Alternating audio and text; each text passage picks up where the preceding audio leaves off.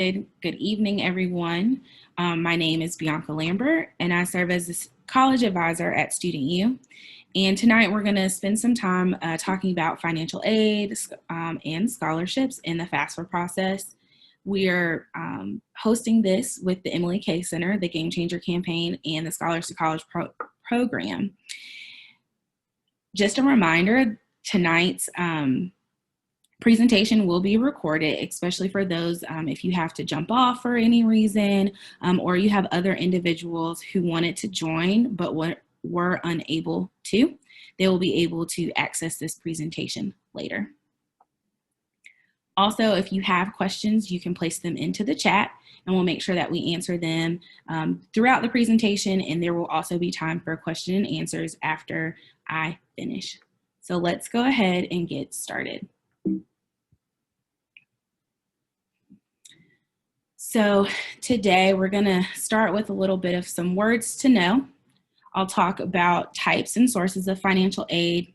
I'll also talk about completing the FAFSA, the CSS profile, common questions, and also talk about in-state tuition and funding.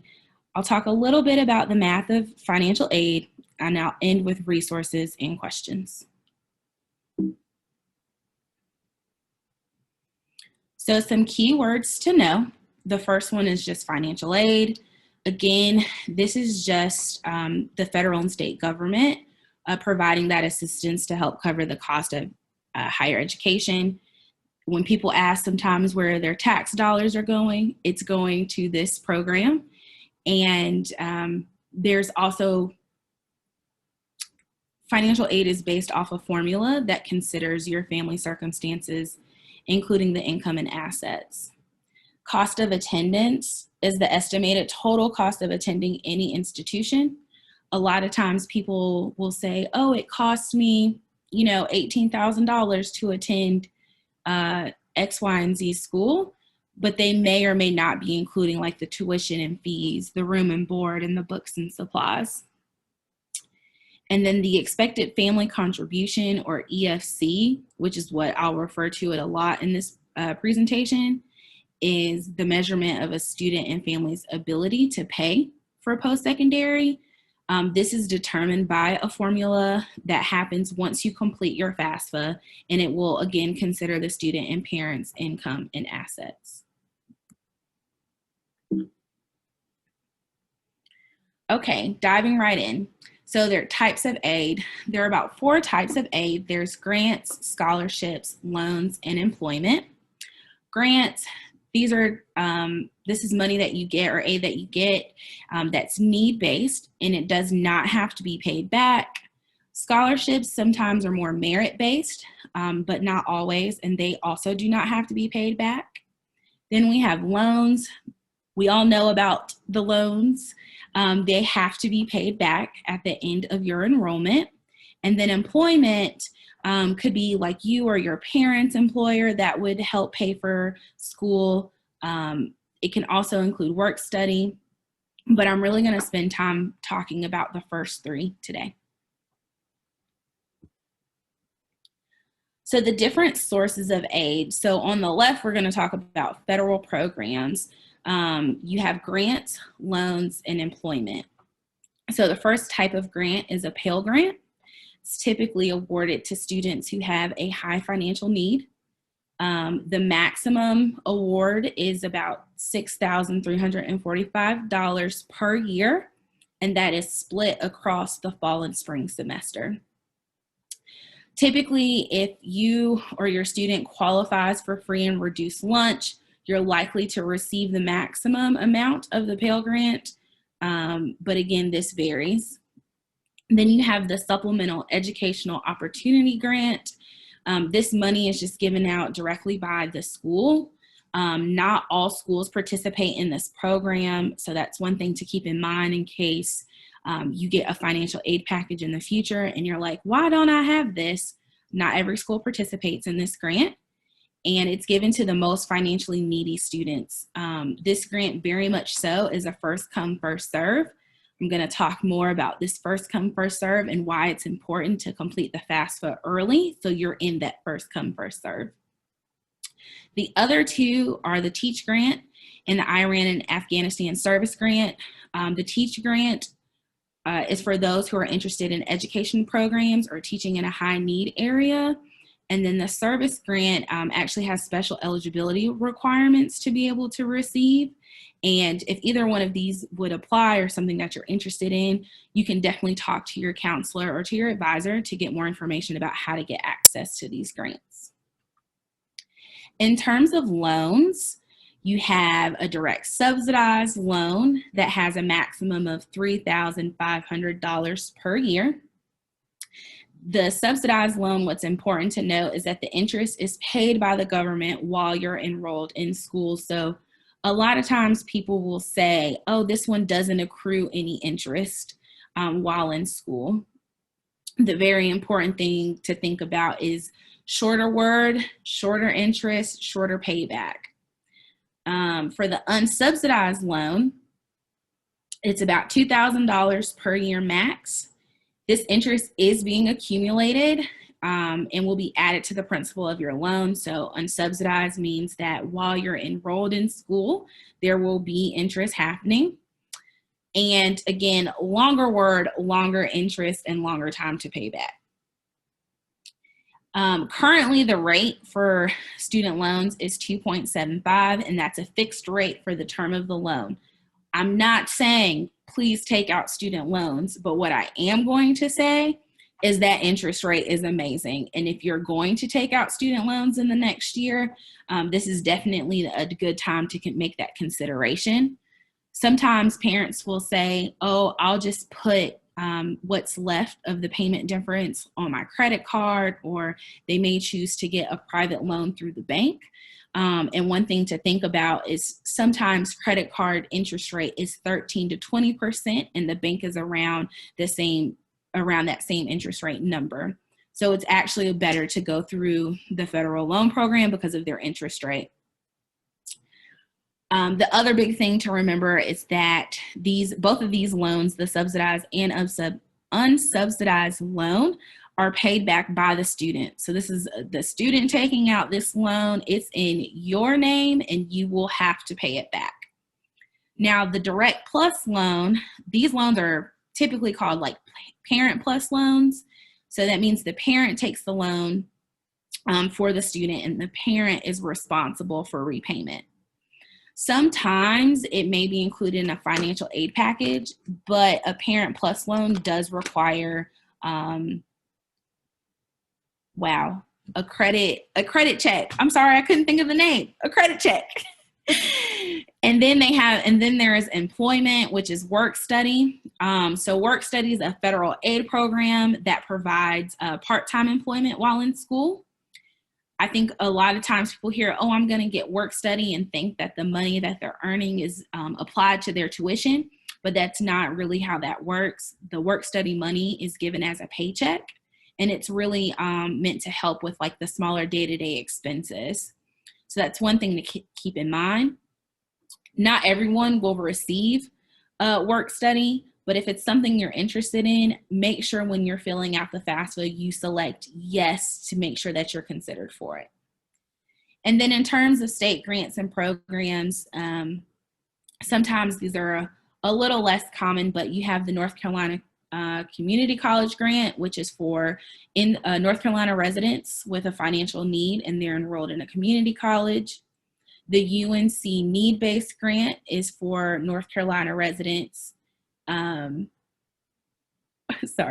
It's for North Carolina residents with financial need enrolled in at least 6 credit hours. So that's 2 classes, essentially, typically, at one of the 16 UNC system schools. The NC Need-Based, which is residents that are enrolled at independent nonprofit schools. So typically those private schools will see this NC Need-Based grant. And then the Education Lottery is for students enrolled at community college or one of the 16 UNC system campuses.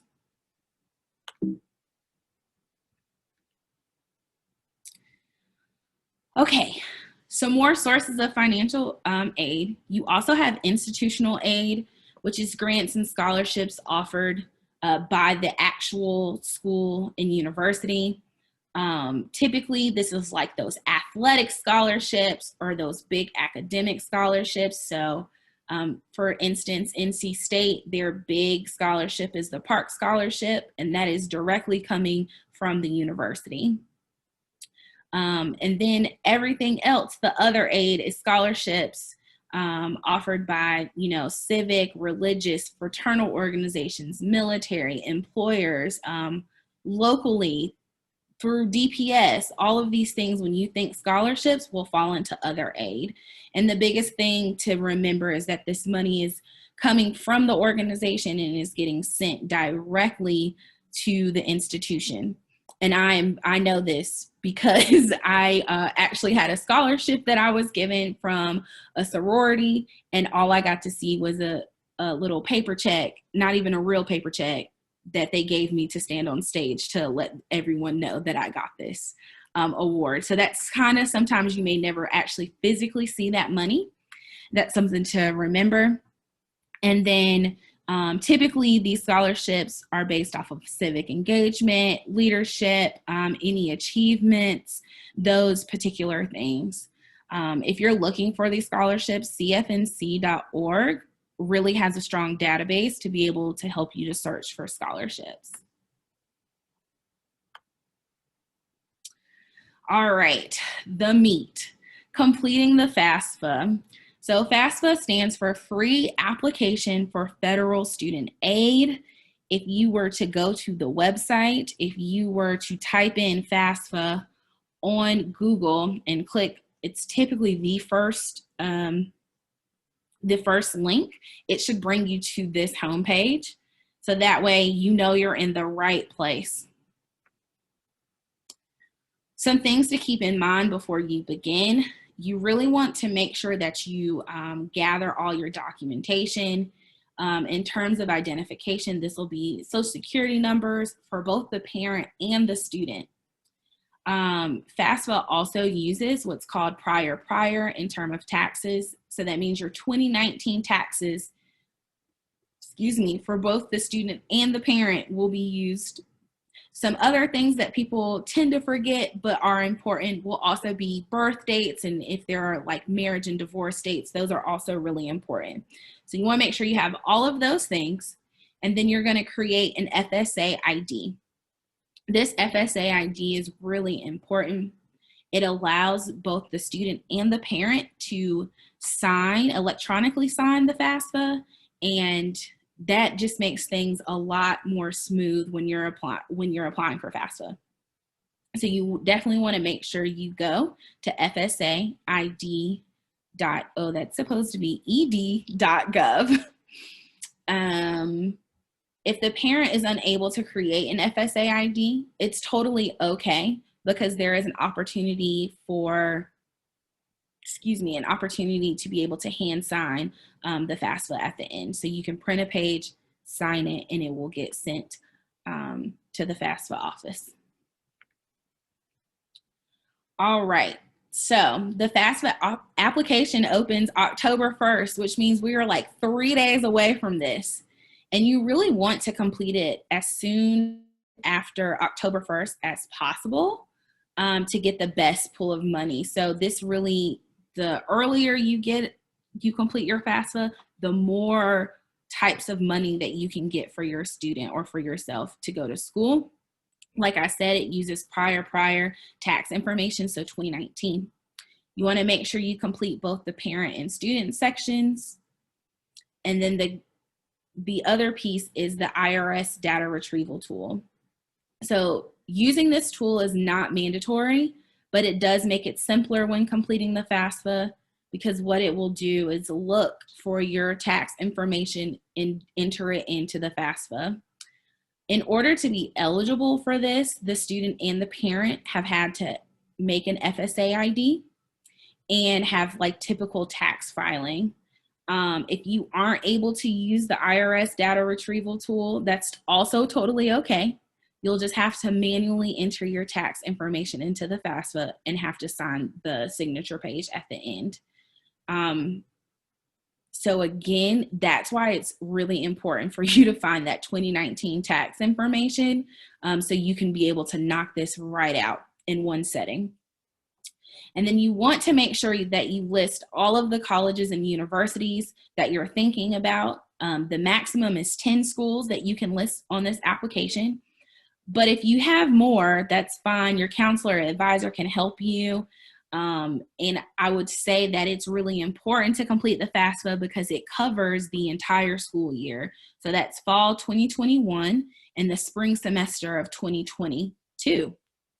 And that's really important. Sometimes I work with students who say that they're going to take a gap semester and they won't complete the FAFSA, which is okay, but then it makes it a little difficult to get them a strong pool of money to be able to tap into.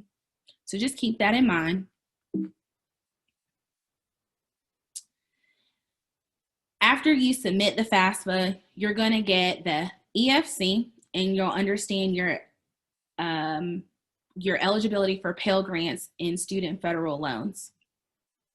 You're also going to get an email giving your student aid report. You want to make sure that you check this student aid report or SAR for your EFC and if you have any errors. This student aid report will also include information on how to correct if there needs to be any corrections to your FAFSA. And then all of your FAFSA information will be sent to the colleges that you listed. If you have to do a signature page, that signature page is processed, and then that's when you'll get all of these bullet points. So the signature page gets printed at the end, we sign it, and then we're going to mail it off. You really want to be on your P's and Q's checking because it takes about 2 months for the signature page to be matched with the FAFSA, that student's FAFSA in the office. So it does take some time. Students, make sure you're checking your email.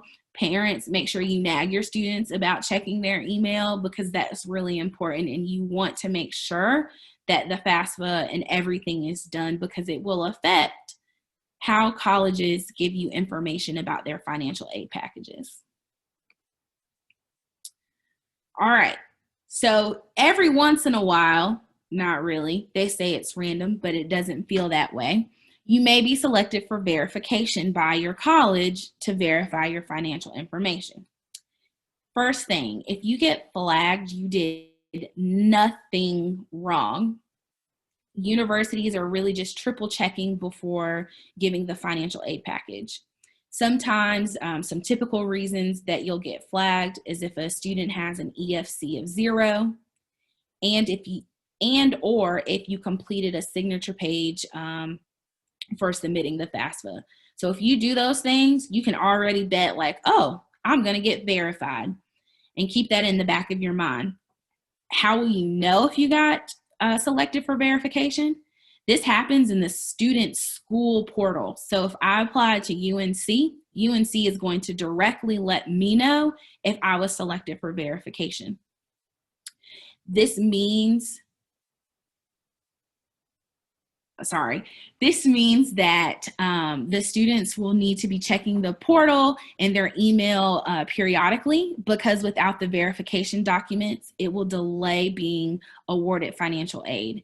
And you want to be able to have, you want to be able to have the best options. And so you submit your FAFSA early, your likelihood of the pool of money that you're going to be tapping into is better, and then you're able to make actually a better decision come the springtime.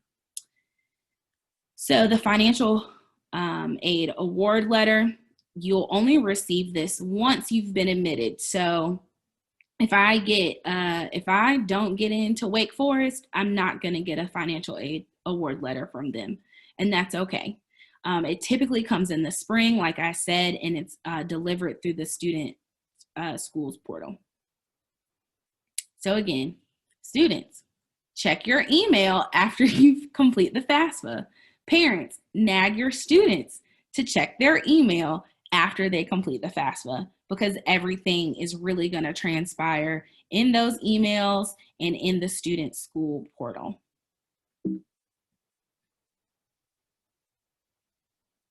Okay, the CSS profile. This is an additional financial aid application.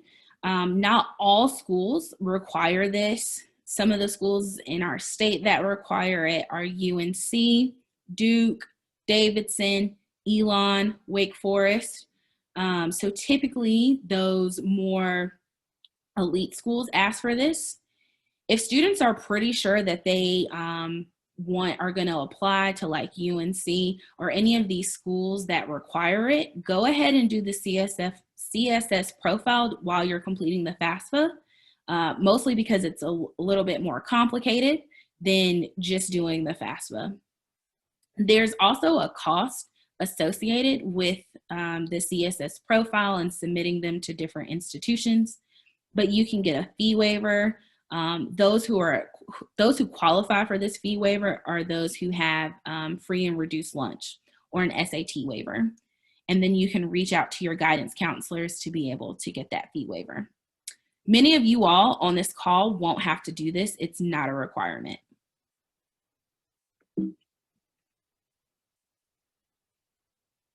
Some common questions that we typically get about the FAFSA. Who does the FAFSA consider my parent? So typically it's whoever's providing 50% or more of your support. This is your biological parents. If your biological parent is married to a step parent and they live in the house and you live in that house, they will have to be included on the FAFSA as well.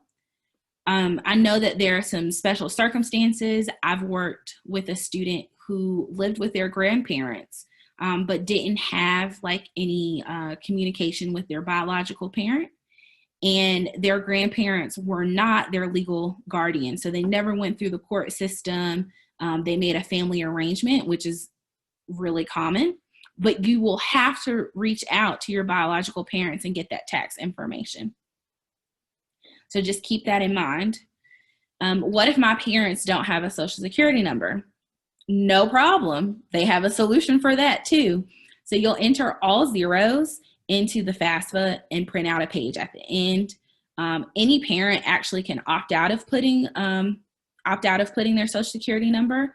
Most people don't because they want to be able to just submit everything electronically. But just know that you just put all zeros and it's handled. Should I fill out the FAFSA if I haven't been accepted to college yet? Absolutely, and you want to do it as soon as you can because, again, you want to be able to get that financial aid award letter in the springtime so you can make the best decision about where you're going. What year's taxes do I use? You're going to use your 2019 taxes, so prior. FAFSA gets renewed every year, so next school year, which will be the 2022 to 2023 school year, you'll use your prior. So that'll be 2020 taxes. And then the deadline to fill out your FAFSA, it's late summer is the absolute latest. But we really want to aim, you students know, I've been saying before the holidays, and I really mean before Thanksgiving holiday. And the reason I say this is because last year we had a student who completed their FAFSA and all of their college applications before Thanksgiving, and it equated to an extra $20,000 over the course of their degree.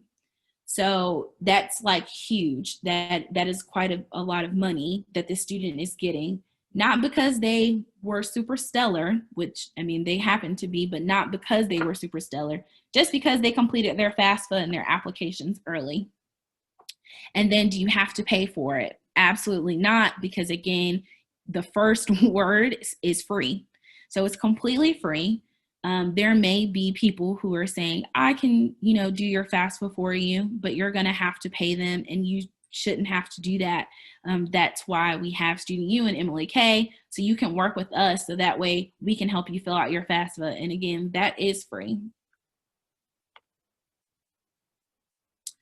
Okay, switching gears a little bit to the North Carolina Residency Determination Service. The North Carolina Residency Determination Service requires that all students have to complete this. It's really just a uniform process for determining in-state residency. And so that's how students will get in-state tuition, as well as being eligible for North Carolina grants. Now, the easiest way to do this is to go through cfnc.org or the website that's listed here, which is ncresidency.cfnc.org. Residency is based on the parent's house, not the student's. So student, if you're not living with your parent, it's not based on where you live, but it'll be based off of where your parent lives. Again, you're going to need that identification information. So social security numbers, resident information, tax return information, vehicle registration, driver's license. They really do ask for all of this information. Parents, if you don't have a social security number, again, that's okay. Unlike the FAFSA, though, you are able to use a different identifiable number. For most people, this is an I-10, or you, again, have the ability to select no social security number. Excuse me. Students will receive, once they complete this, will receive a residency number, and you will have to include it on your applications. I was working with the student today, and the student hadn't done their residency just yet, and we had to pause on the application because we had to get that residency done. It takes about 10 to 12 minutes in one sitting because they're just gonna, the computer is going to just try to make sure that all of the information you're provided matches, and then that's how they determine the residency. Students who are citizens but their parents are not might have to go through an appeals process, and that is, again, okay. Actually, you can work with your advisor to complete this appeals process. And typically with the appeals process, this really allows you to submit those paper documents. So like the cell phone or a water bill or a pay stub or rent or mortgage, it really allows you to be able to provide more documentation to get in-state tuition and residency. Okay, switching to the math of financial aid. So I wanted you all to be able to see what a financial aid letter semi looks like. I took out the big pieces that are the most important. So you will see this need calculation. So at the beginning, I talked about the cost of attendance. I talked about the estimated family contribution, which is 0 for this particular student. The school indicated that the student will have a high need, which is that $26,000, and they weren't receiving any other resources. Over here, you're able to see the cost of attendance. So tuition and fees is here. Room and board, which is, the living in the dorm plus the meal plan. A lot of universities will require this of their first year students, and there is an appeal process sometimes. Books and supplies, transportation, loans, fees, and miscellaneous. The important thing to remember is that these are somewhat estimates, right? Like $1,500, you may not spend that amount on books. Transportation, if you don't take a car, you may not need $600 for transportation. So this cost of attendance number can vary for a lot of different students. Okay, so this little piece right here is from North Carolina Central, from a student's financial aid award letter. And on the next slide, I'm going to break down what the school sent them. So like I said, in the spring, a student was admitted. We're so excited. You got into North Carolina Central, and they said, we've provided a financial aid letter. This is somewhat what you will see. You'll see that need breakdown, and you'll see the cost of attendance, and then you'll see what was offered. So for this student, they were offered a Pell Grant that split over 2 semesters, so the fall and the spring, that totaled $6,000. a little bit over $6,000. They received an institution grant, so a grant from North Carolina Central that totaled $1,000. Another grant from North Carolina Central that totaled $1,000. The UNC need-based grant that totaled a little over $2,500. The big thing to remember, you're seeing accept.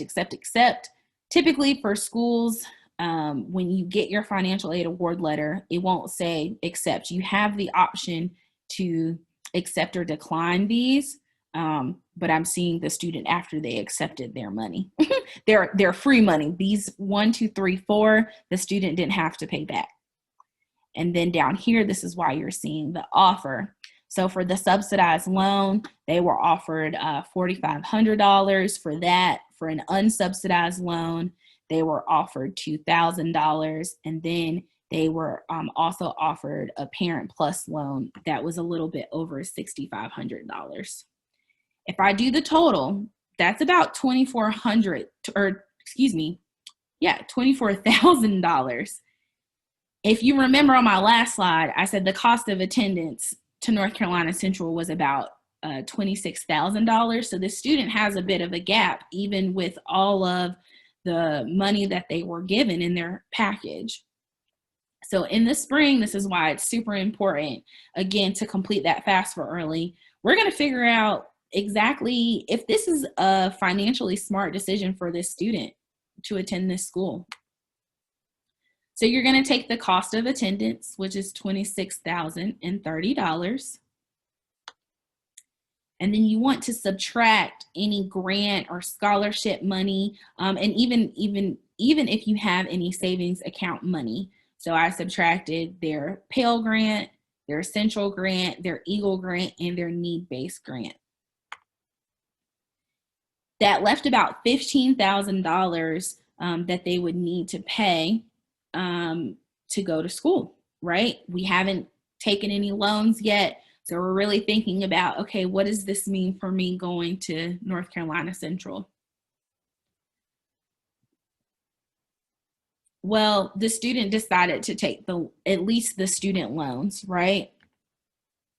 And so that left them with about $88,575 that they would have to pay. The parent said, I'm not taking that parent loan, or at least not yet. So there are some other options to cover what's left. With North Carolina Central, the student happens to be from Durham, so they could decide to live from home. Again, if you remember from my previous slide, that's like $11,000 that this student would be saving just by living at home. And they have an appeals process at North Carolina Central, so you can live at home. That right there is that's my whole money. I don't even have to take out anything else. My parents don't have to help me pay. But say I decided, no, I'm still going to go to school and I'm going to live on campus, especially for those who may not live in Durham or live in the same city that they decide to go to. You can also do a payment plan that is offered by the school. They help you set it up, and they help break down the payments over the semester to pay for the remaining balance.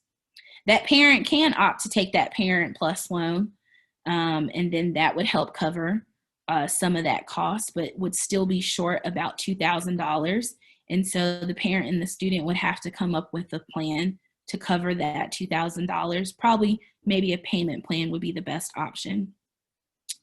And the other option is to compare other schools' offers. So we can look at a different institution, maybe UNC, that the student also got into, and they were able to offer them more grant money and not have to offer them any type of loans to be able to pay for school. So that student now has a better idea of the options that they have in terms of going to these various schools.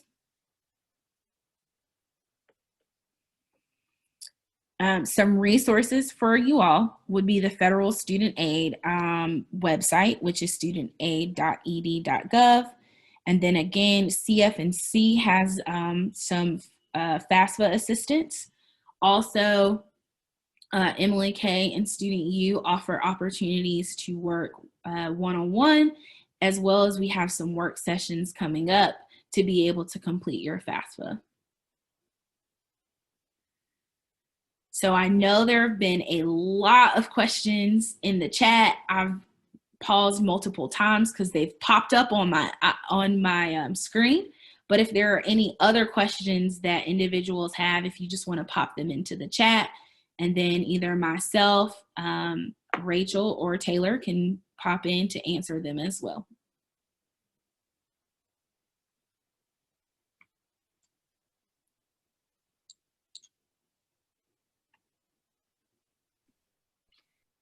Just so you all are aware, and I posted this in the chat, Student Youth Game Plan College team and the Scholars to College team at the Emily K Center are hosting 3 FAFSA workshops over Zoom. The first one is October 5th from 6 to 8 p.m. The second is Tuesday, October 13th from 6 to 8 p.m. And the third is October 21st from 5:30 to 7:30 p.m. The way it'll work is you will be put into a private breakout room with someone that can help you to ensure that your information remains confidential. If you speak Spanish and need someone to help you in Spanish, we can offer that as well. And you will find the sign up forms and the Zoom links for this opportunity at this website posted right here, bit.ly/FAFSA workshops.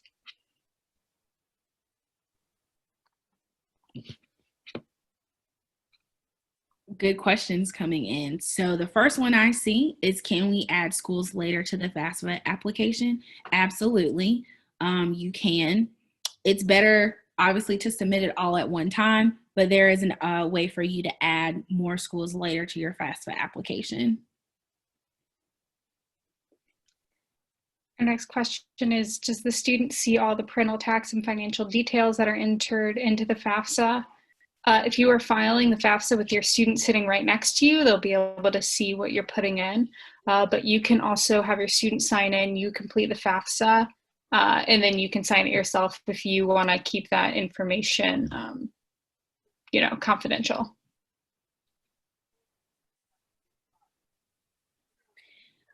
Clarifying how students whose parents who are not U.S. citizens or permanent residents. So in the FAFSA, it will ask for a parent's social security number. You would enter in all zeros, complete the FAFSA the rest of the way. So you more than likely will not be able to use the IRS data retrieval tool, and that's fine because you will be able to manually enter it in. I'm sorry, I drew a blank for a second. And then at the end of the application, you will print off the signature page, sign it, and then that will get mailed off to the FAFSA office. You cannot use an I-10 to create an FSA ID. And that's the reason for why the parent can't create the FSA ID is because they don't have a social security number. But again, that's okay because the FSA ID just allows for an electronic signature at the end of your FAFSA. If you need to print a signature page and like me, you haven't had a printer in your house in 10 years, you can contact us at gameplancollege@emilyk.org and we will help you print that. We'll mail it to you so you can sign it and send it off. Someone asked, do merit-based scholarships count as other sources of income in the financial aid equation? No, you do not need to report these on the FAFSA.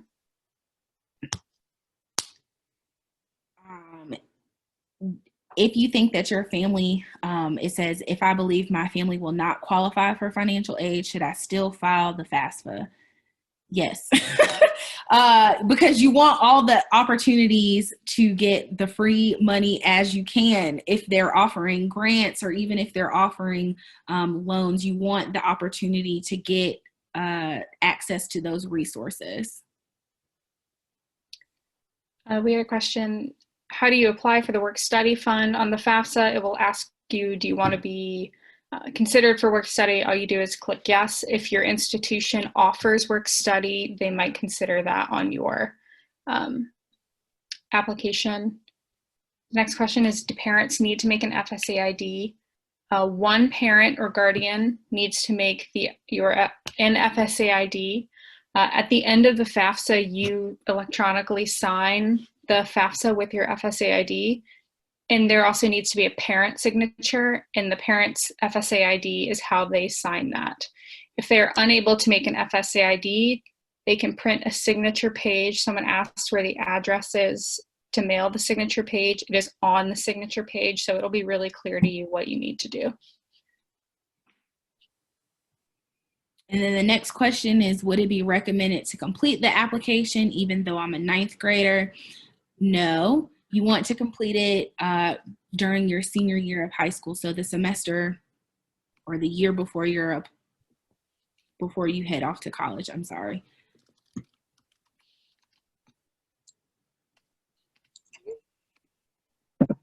I will say with that question of preparing yourself, there are like FAFSA worksheets on the official page that even though you're 9th grade, you can go and check it out and see what kind of questions are going to be asked so that you are very, very much prepared when you are a senior.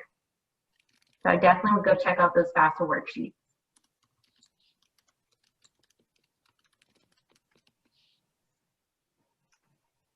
We had a question. So can a person download a signature page or screenshot it if you don't have a printer?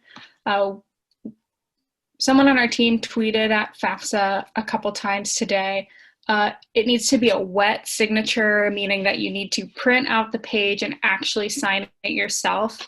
Again, if you do not have a printer, you can email Game Plan College, and I'll put the email in the chat. You can email us. We will print that and get it to you. We'll either mail it to you, or you can come to the center and pick it up.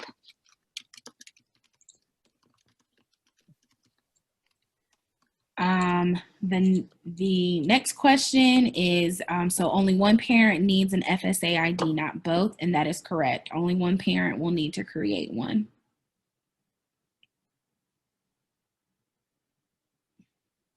These are great questions.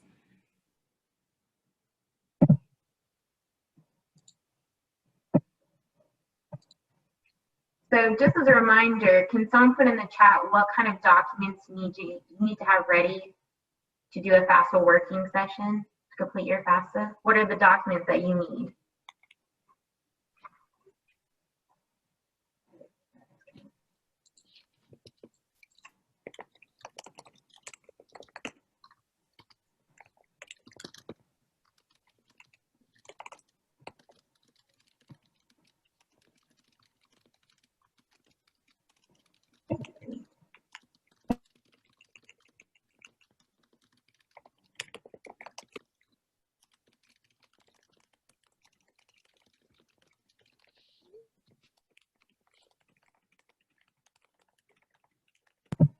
So while we are responding to some of the questions, again, can y'all tell me which documents you'll need to complete the FAFSA?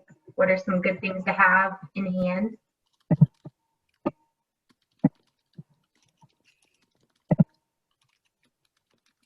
Taxes, bank statements, identification.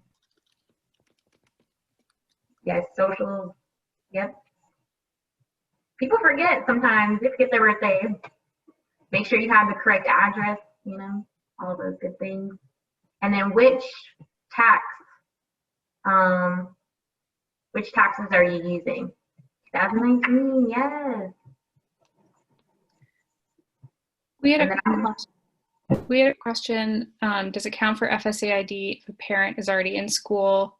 Would I still need to do a separate as a parent for my child? If you have an FSA ID for yourself, for your FAFSA, you can use that to sign your student's FAFSA. You don't need to create a second one.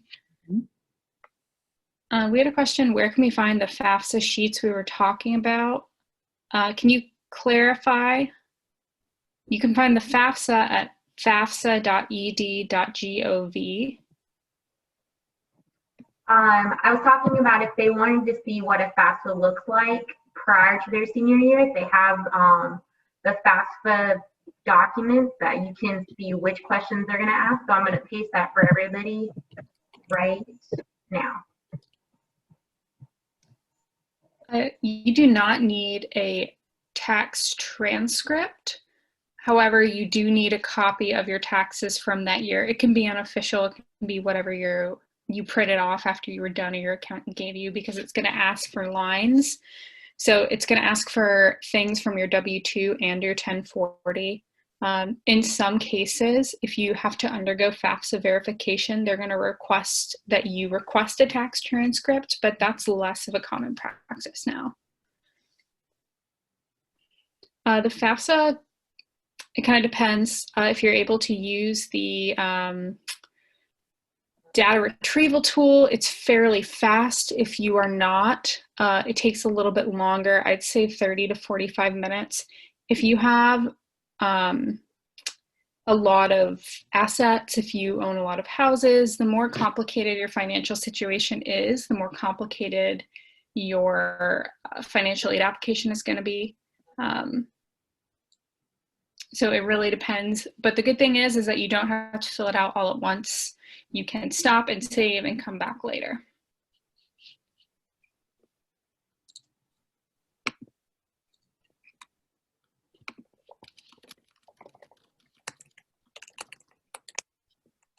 There is a save button on the FAFSA. I see that someone asked again about ITIN numbers for the FSA ID. You cannot use your ITIN number for the FSA ID. So if you have an ITIN number, you're going to have to print a signature page at the end of the application.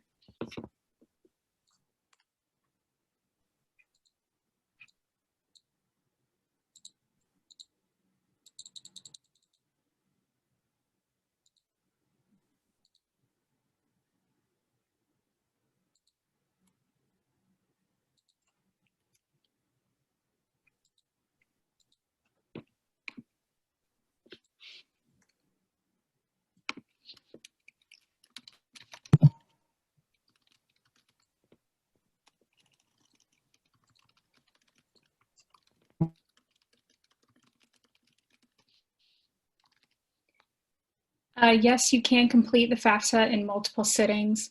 The FAFSA and the RDS are often compared, so I don't want you to get confused. The FAFSA, you can stop, you can save, you can go back and edit. Even after you submit, you can edit your FAFSA. The RDS, essentially you have to do it in one sitting. So if you're doing them at the same time, just be aware of that, but the FAFSA is very flexible.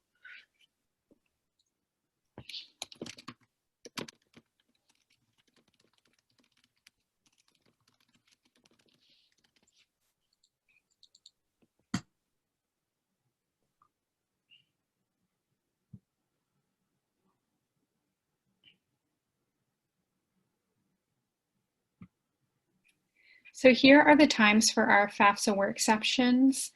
Just as a reminder, these services are free. If you cannot make any of those times, you can make an appointment with, if you are not a part of Student U or the Scholars to College team, you can make an appointment with the Game Plan College team and we will sit down with you and help you file your FAFSA. And I'm going to link you to our calendar.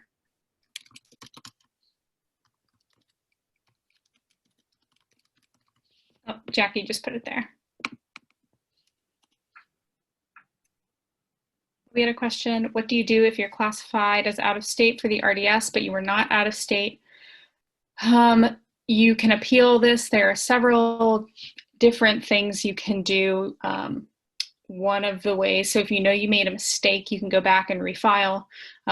If there's something about your application, say your parents are undocumented, but you yourself are a citizen, you're going to have to go through a different appeals process. So if this happens to you, please contact any one of us and we will help you navigate that process. It's really, really, really important that you address residency issues as soon as possible.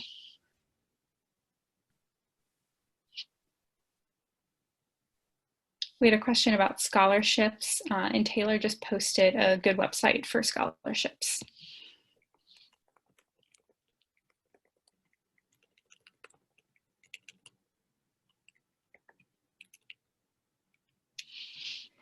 We had a question, is there a deadline for the RDS appeal? You must appeal within 10 business days of receiving your RDS decision. So as a rule of thumb for everybody, after you finish your RDS, check your email pretty consistently every single day for the next 2 weeks, because you may have your decision changed without you knowing it. They'll send you an email that looks very innocuous, but it is a change. So just keep an eye out on your email. And if you have any questions, please feel free to contact any of us. We do this all the time, so we can help you.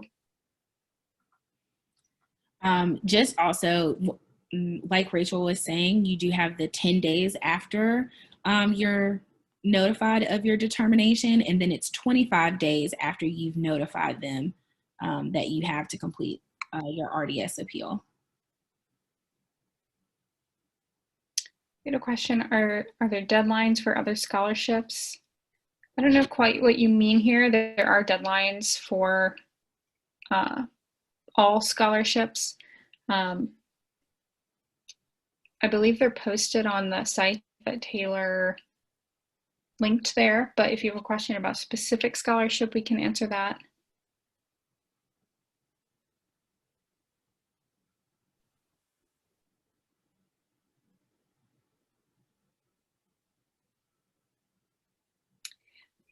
We had a question, is registering for the draft required for all males? Yes.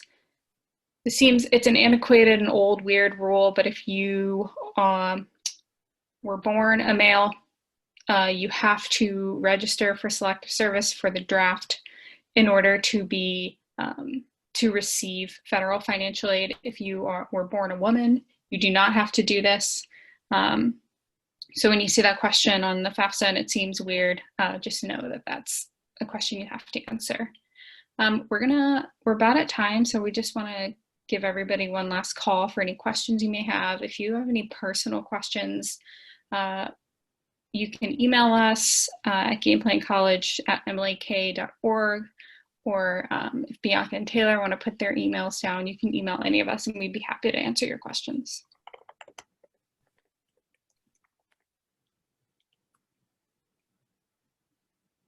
I will also be sharing this PowerPoint, and I'm sure they're going to go up on websites. Definitely on Student Uni's website. I'm sure that Scholars to College will share this PowerPoint out. I'm gonna probably say in the Google Classroom is where it will be, and then I'm sure Game Plan to College will also be able to access this PowerPoint as well as this presentation. So don't worry if you are like, oh my gosh, it was so much, and you're like, I have so much to remember. You will have access to this PowerPoint as well, so don't worry. And it will be posted on Game Plan to College's YouTube channel. And we will go ahead and send an email to everyone who registered for this afterwards once the presentation is uploaded to YouTube, so you can have that.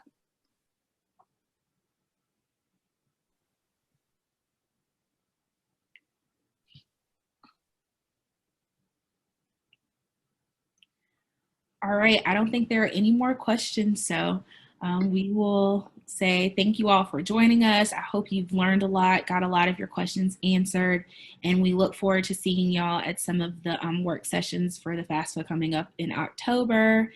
It's FAFSA time, yay!